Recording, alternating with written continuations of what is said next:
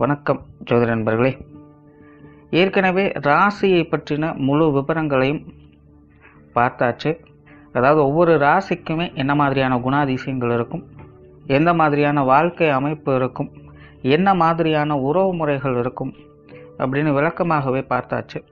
அதே போல் லக்ன விவரங்களையும் பார்த்தாச்சு. ராசி அமைப்பை போலவே லக்னத்திற்கும் ஒவ்வொரு விஷயங்களும் எப்படி இருக்கும் அப்படின்னு தனித்தனியாகவே சொல்லியிருக்கும். பார்க்காதவங்க டிஸ்கிரிப்ஷனில் லிங்க் இருக்கும், செக் பண்ணி பாருங்கள். இனி ராசி மற்றும் லக்னம் இது ரெண்டும் சேர்ந்த அமைப்பு எப்படி இருக்கும் அப்படிங்கிறத பற்றி பார்க்க போகிறோம். ஒரு குறிப்பிட்ட லக்னம் மற்றும் ராசியாக ஒரு மனிதருக்கு அமைந்து வரும் பொழுது அவங்களுக்கு என்ன மாதிரியான விஷயங்கள் இருக்கும் அப்படிங்கிறத பற்றி சில விளக்கங்களை ஜோதிடத்தில் பொதுவாக சொல்ல முடியும். இனி அந்த விஷயங்களை பற்றி தொடர்ச்சியாக பார்க்கலாம். பதிவை பார்க்கறதுக்கு முன்னாடி ஒரு சில விஷயங்களை கவனத்தில் வச்சுக்கோங்க. எப்பவும் சொல்லக்கூடிய விஷயங்கள் தான். இங்கு சொல்லக்கூடிய விஷயங்கள் முழுமையாக உங்களுக்கு பொருந்தணுங்கிற அவசியம் கிடையாது. ஏன்னா ஒரு மனிதனை பற்றி அவங்களுடைய சுய ஜாதகம் மட்டும்தான் முழுமையான விஷயங்களை சொல்ல முடியும். மற்ற விஷயங்கள் எல்லாமே ஒரு பொதுவான அமைப்பு கொண்டது தான். இங்கு சொல்லக்கூடிய விஷயங்களை நீங்கள் கிராஸ் பண்ணி வருவீங்க. உங்களுடைய வாழ்க்கையில் சில அனுபவங்களாகவும் உணர்வுபூர்வமான விஷயங்களாகவும் பெற முடியும். அதே போல் ராசி முக்கியமாக இல்லை லக்னம் முக்கியமாக அப்படின்னாலும் குழப்பிக்க வேண்டாம். ராசி லக்னம் அப்படிங்கிறதெல்லாம் பார்த்திங்கன்னா ஒரு சில ஐடென்டிட்டி மட்டும்தான். ஜோதிட பலன்கள் எடுக்கிறதுக்காக பொதுவாக தெரிஞ்சிக்க வேண்டிய சில விஷயங்கள் அவ்வளோதான். மற்றபடி 9 கிரகங்கள் 12 கட்டம் 27 நட்சத்திரங்கள் கொண்ட ஒரு அமைப்பு தான் நமக்கு முழுமையாக முக்கியம். அதுதான் ஒவ்வொரு செகண்டும் நமக்கு தேவையான எல்லா விஷயங்களையும் தீர்மானிக்கிறது. அதனால் ராசி முக்கியமாக இல்லை லக்னம் முக்கியமாக அப்படின்னாலும் குழப்பிக்காதீங்க. நம்ம யாருன்னு கேட்டால் நம்மளுடைய பேரை எப்படி ஒரு அடையாளமாக சொல்கிறோமோ அந்த மாதிரி தான் நம்மளுடைய சுய ஜாதகத்திற்கு அடையாளமாக இந்த ராசியும் லக்னமும் அமைந்து வருது. மற்றபடி இங்கே எல்லாமே முக்கியம் அப்படிங்கிறத மனசில் வச்சுக்கோங்க.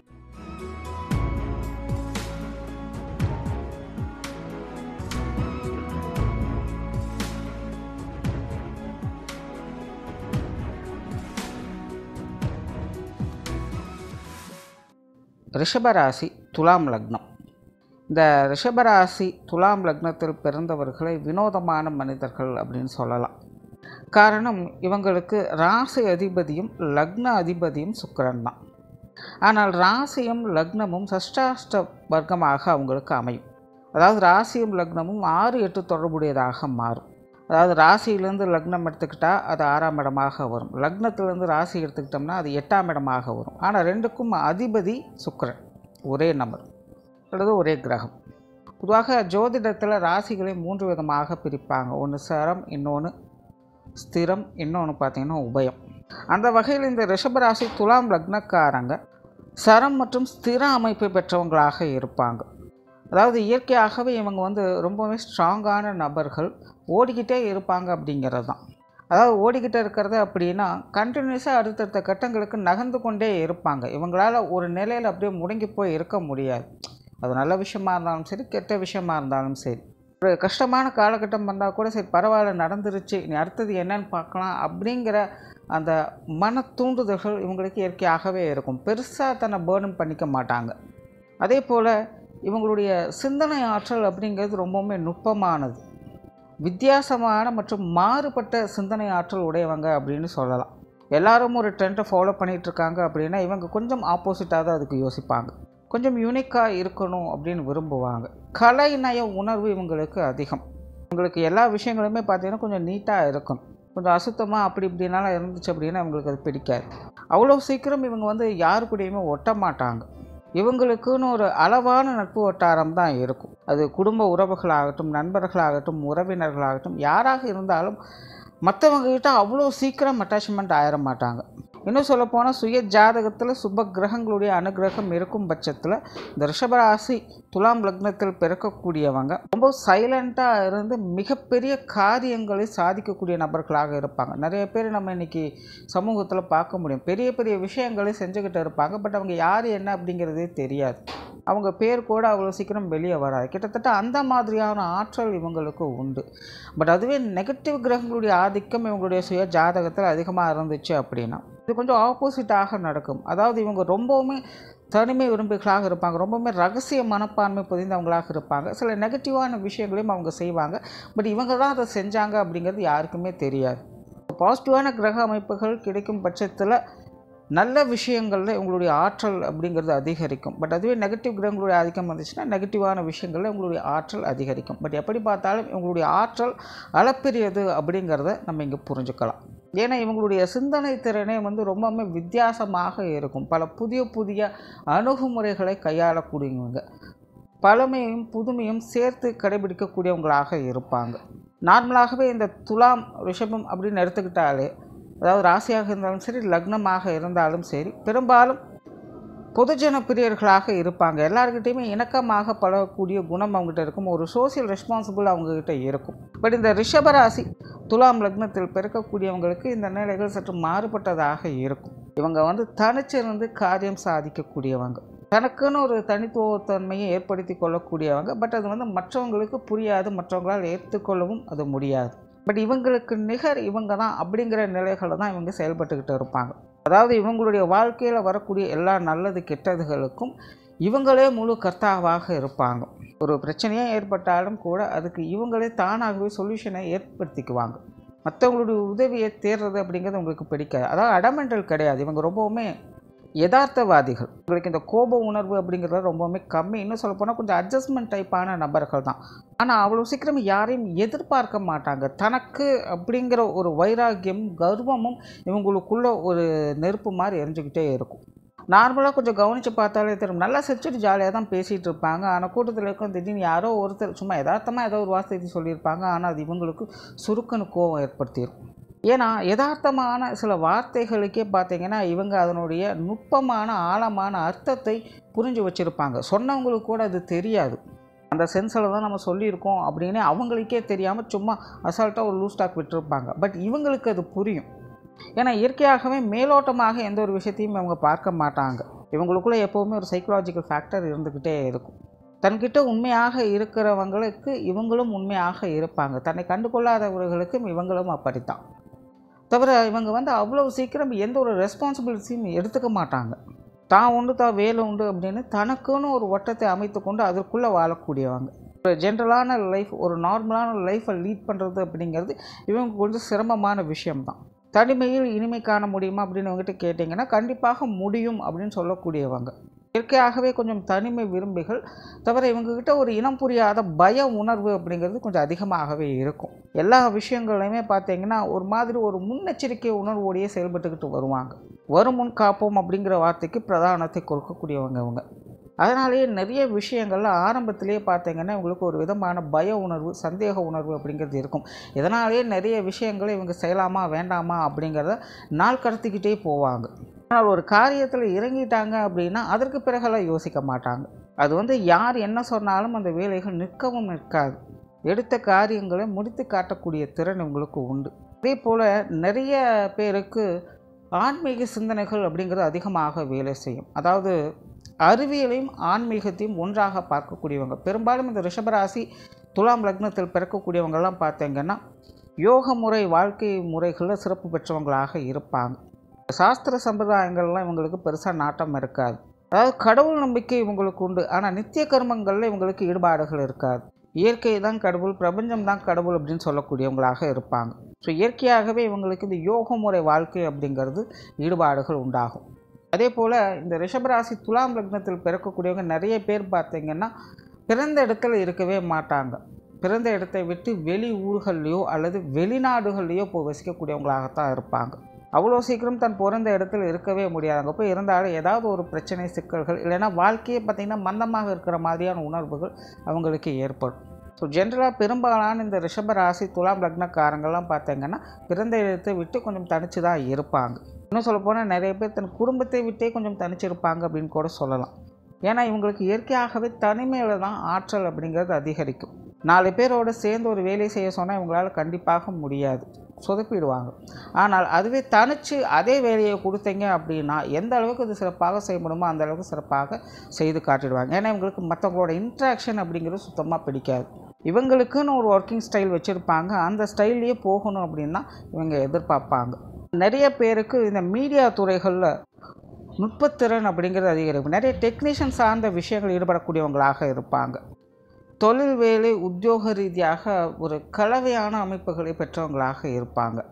அதாவது ஹார்ட் ஒர்க் மற்றும் சாஃப்ட் ஒர்க் இது ரெண்டுமே கலந்த நிலைகளில் இவங்களுடைய வேலைப்பாடுகள் இருக்கும். ஒரு சில நேரங்களில் ஒரு சில விஷயங்களை பார்த்திங்கன்னா ரொம்பவுமே மெனக்கெட்டு சிரமப்பட்டு அந்த காரியங்களை செய்துக்கிட்டு வருவாங்க. பட் ஒரு சில நேரங்களில் பெருசாக எந்த ஒரு விஷயத்துக்குமே ஆட்டிக்க மாட்டாங்க. சிம்பிளாக இதை செஞ்சால் மட்டும் போதும் அப்படிங்கிற ஒரு டெக்னிக்கோடு செயல்பட்டு வருவாங்க. ஸோ ஒவ்வொரு விஷயங்களுக்குமே பார்த்திங்கன்னா ஒவ்வொரு மாதிரியான அணுகுமுறைகளை இவங்க வைத்து கொள்ளக்கூடியவங்க. ஸோ அதனாலேயே இவங்களுக்கு இந்த தொழில் வேலை உத்தியோகம் சார்ந்த விஷயங்கள்லாம் பார்த்திங்கன்னா வாழ்க்கையில் நிறைய முரண்பட்ட தன்மைகளும் மாறுபாடுகள் உடையதாகவும் இருக்கும். குறிப்பாக சுய ஜாதகத்தில் கிரக அமைப்புகள் சாதகமாக இருக்கும் பட்சத்தில் இந்த தொழில் வேலை உத்தியோகம் சார்ந்த விஷயங்கள் சமாளிக்கக்கூடிய நிலைகளில் இருக்கும். அதாவது முன்னாடியே சொன்ன மாதிரி நிறைய அளப்பெரிய விஷயங்களை செய்துக்கிட்டு வருவாங்க. பட் இவங்க தான் அதை செஞ்சாங்க அப்படிங்கிறது யாருக்கும் தெரியாது. பட் அதுவே நெகட்டிவான கிரக அமைப்புகள் ஏற்பட்டுடுச்சு அப்படின்னா இவங்களுடைய தொழில் வேலை உத்தியோகம் சார்ந்த விஷயங்களால் இவங்களுடைய வாழ்க்கையில் நிறைய சிரமங்களுக்கும் பிரச்சனைகளுக்கும் உள்ளாக்கப்படுவாங்க. அப்படி இல்லைன்னா தன் சொந்தங்களோடு தன் இனத்தோடு ஒட்டாமல் ஏன் தன் குடும்பத்தோடு கூட ஒட்டாமல் தனிச்சு இருப்பாங்க. நிறைய பேரெல்லாம் பார்த்திங்கன்னா நல்லா சம்பாதிப்பாங்க, நல்ல வசதியோடு தான் இருப்பாங்க, நல்ல வேலை வாய்ப்புகள் இருக்கும். ஆனால் குடும்பத்தோடு இருக்க மாட்டாங்க. பெரும்பாலும் அவங்க வெளிநாடுகள்லையோ இல்லை வெளியூர்களையோ தான் இருப்பாங்க. தான் சொந்த ஊருக்கு வந்து போகிறதே அபூர்வமாக இருக்கும். இந்த மாதிரியான அமைப்புகள் கூட ஏற்படும். ஸோ அதனால் இந்த தொழில் வேலை உத்தியோகம் சார்ந்த விஷயங்கள்லாம் பார்த்திங்கன்னா நார்மலாகவே இப்படி தான் அப்படிங்கிறதெல்லாம் எதையுமே ஜட்ஜ் பண்ண முடியாது. பட் யதார்த்த நிலைகளிலிருந்து சற்று மாறுபட்டவங்களாக இருப்பாங்க அப்படிங்கிறது உறுதி. தவிர இயற்கையாகவே இந்த வெளியூர் மற்றும் வெளிநாடு சம்மந்தப்பட்ட விஷயங்கள் உங்களுக்கு ஈடுபாடுகள் இருக்கும். அது சார்ந்த விஷயங்கள் உங்களுக்கு சாதகமாகவும் இருக்கும்.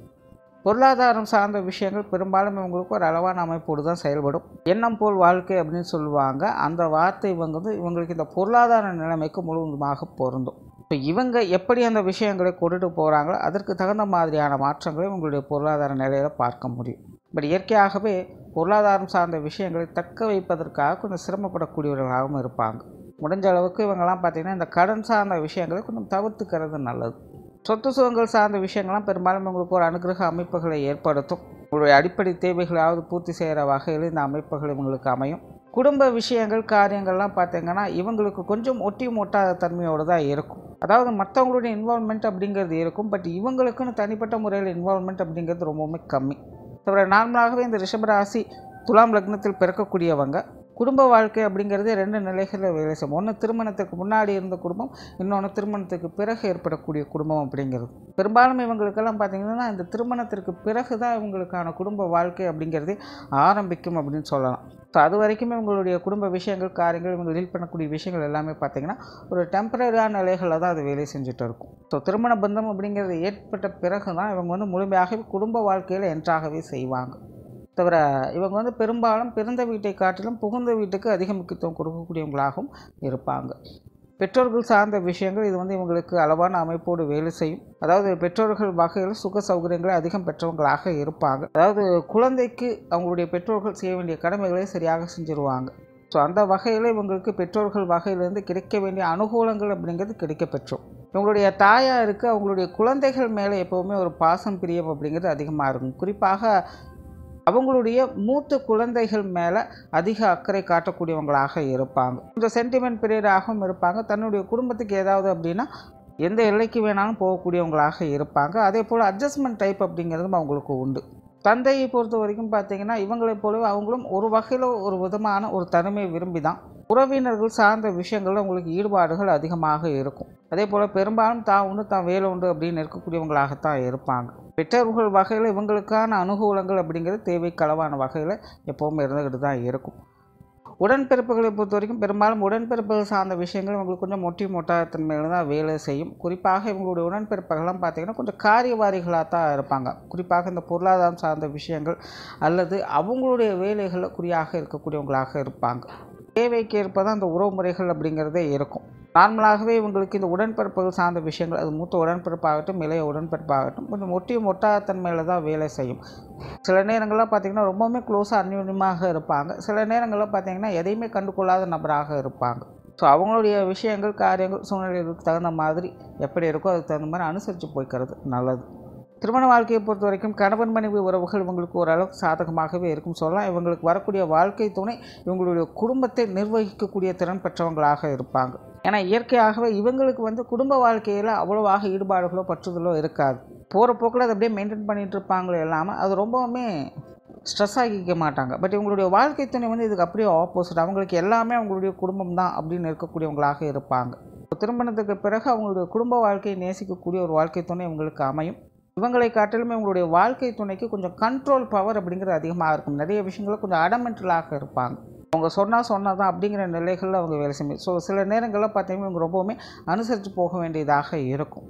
பெரும்பாலும் இவங்களுக்கும் இவங்களுடைய வாழ்க்கை துணைக்கும் குணாதிசய வேறுபாடுகள் அப்படிங்கிறது நிறையவே இருக்கும். பட் இருந்தாலும் கூட ஒருவரை ஒருவர் அனுசரித்து போகக்கூடிய தன்மை பெற்றவங்களாக அவங்க இருப்பாங்க. இயற்கையாகவே இவங்களுடைய திருமண வாழ்க்கை அப்படிங்கிறது பார்ப்பதற்கு முரண்பட்ட நிலைகள் இருந்தாலும் கூட அவங்களுக்குள்ள ஒரு அந்யோன்யத்தன்மையோடு அவங்க செயல்படுவதை பார்க்க முடியும். ஸோ அந்த வகையில் இவங்களுடைய திருமண வாழ்க்கை அப்படிங்கிறது நல்ல முறையிலே அமையுது. குழந்தைகள் சம்பந்தப்பட்ட விஷயங்கள் ஒரு நார்மலான விஷயங்களை எதிர்பார்க்கலாம். அதாவது பெரிய அளவில் குறையும் சொல்கிறதுக்கு இல்லை, பெரிய அளவில் நிறையும் சொல்கிறதுக்கு இல்லை. பெரும்பாலும் குழந்தைகள் சம்மந்தப்பட்ட விஷயங்கள்லாம் பார்த்திங்கன்னா ஒரு வழக்கமான சூழ்நிலைகளே பார்த்து வருவாங்க. தவிர இவங்களுடைய குழந்தைகளுக்கு அவங்களுடைய தாயார் மேலே பாசம் அதிகமாக இருக்கும்.